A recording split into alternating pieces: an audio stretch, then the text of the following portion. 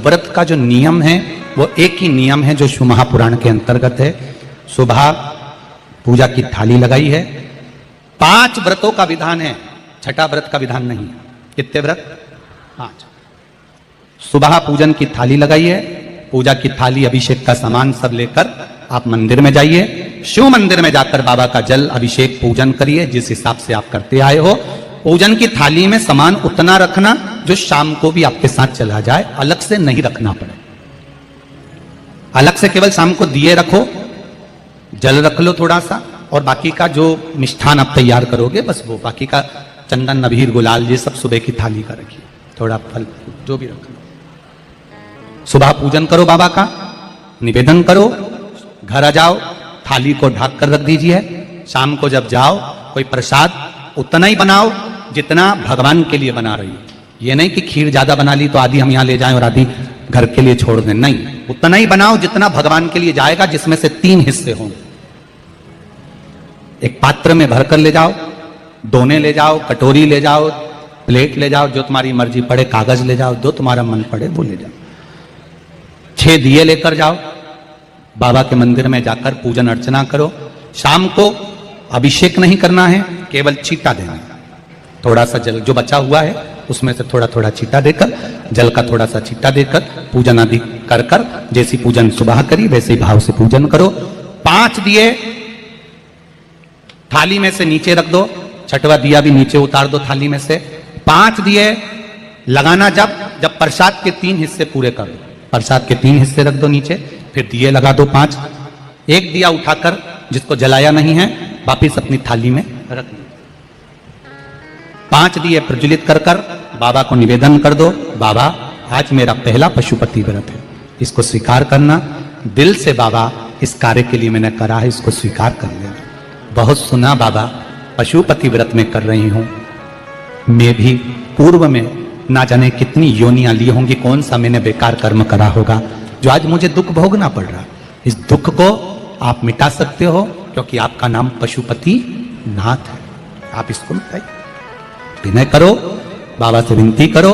एक दिया, एक प्रसाद का हिस्सा थाली में लेकर आ जाओ, बाबा को निवेदन कर कर, बाकी का वहां छोड़कर एक दिया, एक प्रसाद का हिस्सा लेकर आ जाइए। एक दिया, एक प्रसाद का हिस्सा लाए, घर के अंदर प्रवेश करते समय सीधे हाथ की ओर बैठकर, अपने घर की ओर मुख कर कर सीधे हाथ की ओर उस दिए को घर के बाहर प्रज्वलित कर दो। भगवान से विनती करो, भोलेनाथ आप मेरे घर में प्रवेश कर कर मेरा कार्य सिद्ध करें। बाबा को निवेदन कर कर अंदर जाइए। भोजन करने से पहले जो मीठा है, एक हिस्सा प्रसाद का है, उसको खा लीजिए।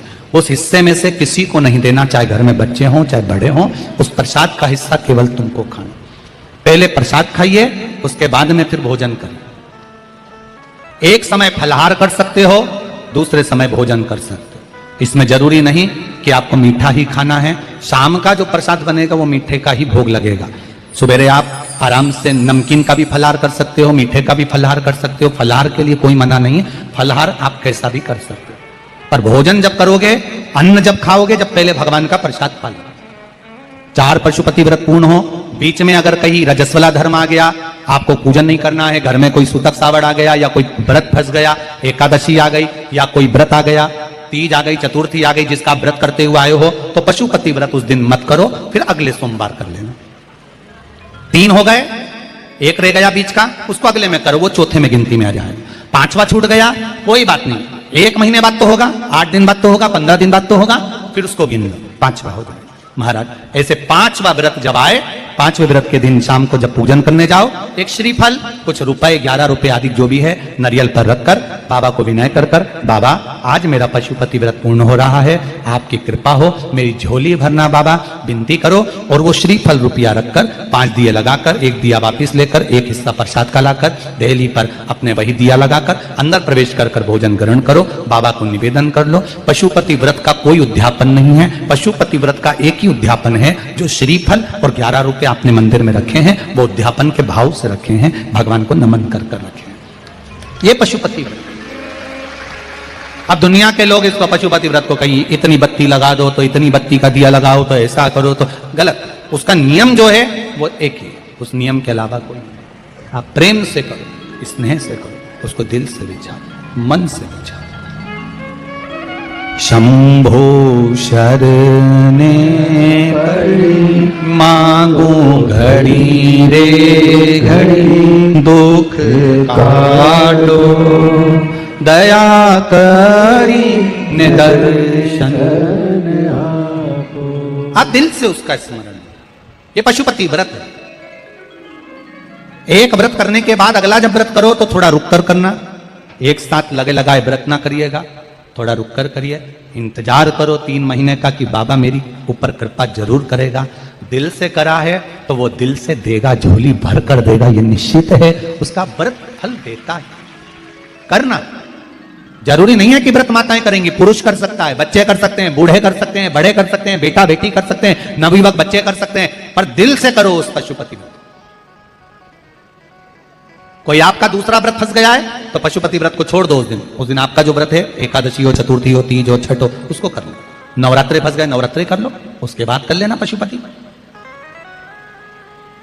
जितने व्रत रह जाए उस व्रत को बाद में। महाराज शिव कृपा, व्रत एक ही मंदिर में करना। जिस मंदिर में पहला व्रत करा है उसी मंदिर में 5 व्रत करना। ये नहीं कि हम मायके में 2 व्रत करके आ गए और तीसरा व्रत हमने ससुराल में कर लिया। नहीं, 2 व्रत करके मायके से आ गई हो तो 3 व्रत भी मायके जाके ही करना। अगली बार ऐसे जाना कि सोमवार बीच में फंस जाए और तुम 1 व्रत करके आ जाओ। मायके में अगर व्रत कर रही हो तो अपनी पूजन का सामान अपने ही रुपए का होना चाहिए, मायके के पैसे का नहीं चाहिए। कुंवारी होती और तुम मायके के सामान से पूजन करती, अगर कुंवारी होती तो तुम्हारा वो पूजन लगता, पर विवाह होने के बाद, गोत्र बदलने के बाद आप अपना पूजन का धन अपना खर्च करें।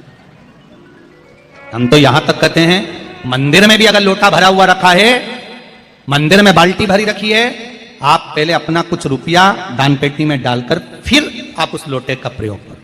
पीपल के पेड़ के नीचे पूजन करने गए, आंवले के पेड़ के नीचे पूजन करने गए, बड़ के पेड़ के नीचे पूजन करने गए, किसी की लगी लगाई थाली मिल गई, सामान मिल गया, उसके सामान में से आप मत चढ़ाइए। आपके पास जो सामग्री है आप उससे पूजन करें।